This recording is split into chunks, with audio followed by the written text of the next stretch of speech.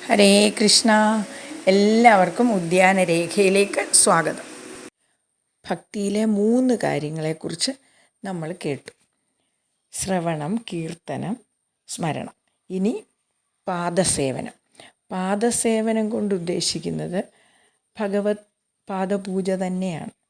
അത് വിഗ്രഹപൂജ മാത്രമല്ല, ഈശ്വര സൃഷ്ടിയായ പ്രപഞ്ചത്തിനെ തന്നെ സേവിക്കലാണ്. അതാണ് പാദസേവ. പിന്നീട് അർച്ചനം ഈശ്വരാർച്ചനം തന്നെയാണ്.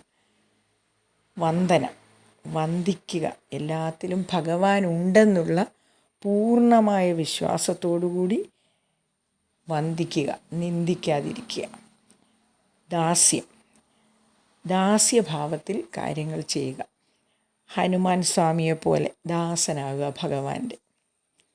പിന്നീട് സഖ്യം, ഭഗവാനെ നമ്മുടെ സുഹൃത്തായിട്ട് കാണുക. അത് ഏറ്റവും വലിയൊരു കാര്യമാണ്. സഖ്യം എന്ന് വെച്ചാൽ അർജുനനും കുചേലനും ഒക്കെ ഭഗവാൻ സുഹൃത്തായിരുന്നു.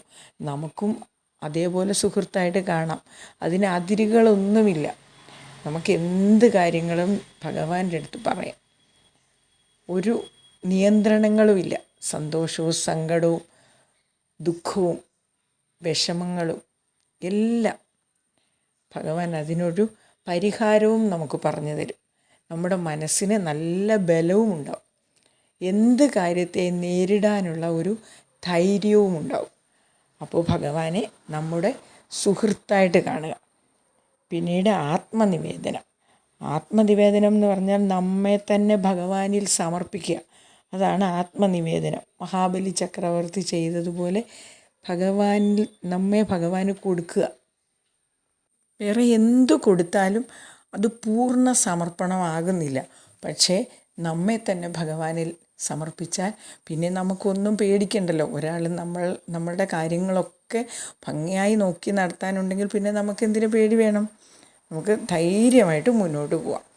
പിന്നെ ഭക്തിയിൽ ശരിക്കും ശ്രവണവും കീർത്തനവും ഉണ്ടെങ്കിൽ തന്നെ മറ്റുള്ള കാര്യങ്ങളെല്ലാം അതിൻ്റെ കൂടെ വരുന്നത് തന്നെയാണ്.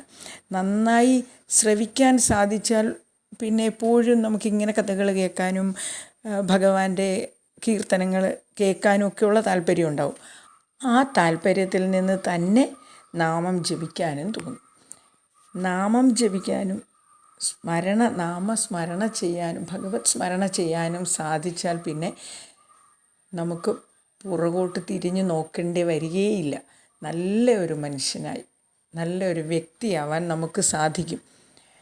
പൂർണ്ണമായും വിശ്വാസത്തോടെ ഭഗവത് നാമങ്ങൾ ജപിക്കാൻ എല്ലാവർക്കും സാധിക്കട്ടെ എന്ന് പ്രാർത്ഥിക്കുന്നു. ചെറിയ ചെറിയ കഥകളും ഒക്കെയായി നമുക്ക് വീണ്ടും കാണാം.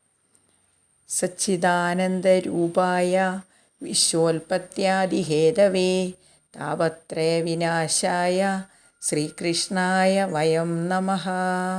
സർവം ശ്രീ ഗുരുവായൂരപ്പാർപ്പണമസ്തു.